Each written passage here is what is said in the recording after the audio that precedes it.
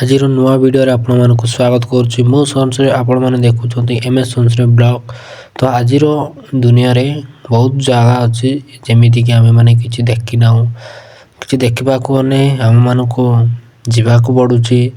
ଆପଣମାନେ ନ ଯାଇକି ବି ମଧ୍ୟ ଆପଣମାନେ ମୋ ଚ୍ୟାନେଲରେ ଏମିତି ଇଣ୍ଟରେଷ୍ଟିଂ ଭିଡ଼ିଓ ଆପଣମାନେ ଦେଖିପାରିବେ। ତ ଆପଣମାନଙ୍କୁ ମୁଁ ରିକ୍ୱେଷ୍ଟ କରୁଛି କି ଆପଣମାନେ ମୋ ଚ୍ୟାନେଲକୁ ସବସ୍କ୍ରାଇବ୍ କଲେ ମୁଁ ଆହୁରି ଆଗକୁ ଏମିତି ନୂଆ ଭିଡ଼ିଓ ଆଣିବି ଏବଂ ଆପଣମାନଙ୍କୁ ବ୍ଲଗ୍ର ମଜା ଆଉ ଆପଣମାନେ ଉଠେଇ ପାରିବେ।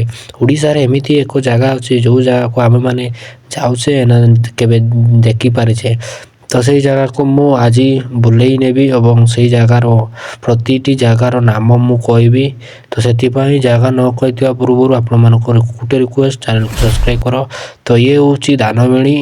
ଏ ଦାନବେଣୀରେ ବହୁତ ଲୋକ ଆସନ୍ତି। ତ ଇଏ ହେଉଛି ସେଇ ଦାନବେଣୀର ଲୋକଙ୍କର ଭିଡ଼। ତ ଏଇ ଭିଡ଼କୁ ଦେଖିଲେ ବହୁତ ଭୟ ଲାଗେ। ତ ଇଏ ହେଉଛି ମୋ ଗାଁ। ଏଇ ଗାଁରେ ଇଏ ହେଉଛି ମୋ ଗାଁ। ତ ଇଏ ହେଉଛି ସେ ପଣ୍ଡାପଡ଼ାର ଜାଗା ଯେଉଁ ଜାଗାରେ କି ବଡ଼ ବଡ଼ ଫିଲ୍ମ ଷ୍ଟାର ମାନେ ଆସନ୍ତି। ଯଦି ଆପଣମାନେ ଯଦି ଆସିବା ପାଇଁ ଚାହୁଁଛନ୍ତି, ଏ ଯାତ୍ରା ଯଦି ଦେଖିବା ପାଇଁ ଚାହୁଁଛନ୍ତି ତ କମେଣ୍ଟ କରନ୍ତୁ। ମୁଁ ୟାର ଲୋକେସନ୍ ଦେଇଦେବି। ଯେଉଁମାନେ ବି ଜାଣିନାହାନ୍ତି, ଦେଖିନାହାନ୍ତି ତ ସେମାନେ ବି ଆସିପାରିବେ। ୟା ନାଁ ହେଉଛି ମଙ୍କି। ଇଏ ଭାରି ବଦମାସି, ଖାଉଛି ବେଶୀ। ତ ଯେଉଁମାନେ ବି ଭିଡ଼ିଓ ଦେଖିନାହାନ୍ତି ମଙ୍କିର ତ ଲିଙ୍କ୍ ଦିଆଯାଇଛି। ସର୍ଟ ଭିଡ଼ିଓ ଆପଣମାନେ ବି ଯାଇକି ଦେଖିପାରିବେ। ତ ରହୁଛି ଆଜି ପାଇଁ ଏତିକି। ଦେଖା ହେବ ନେକ୍ସଟ ଭିଡ଼ିଓରେ।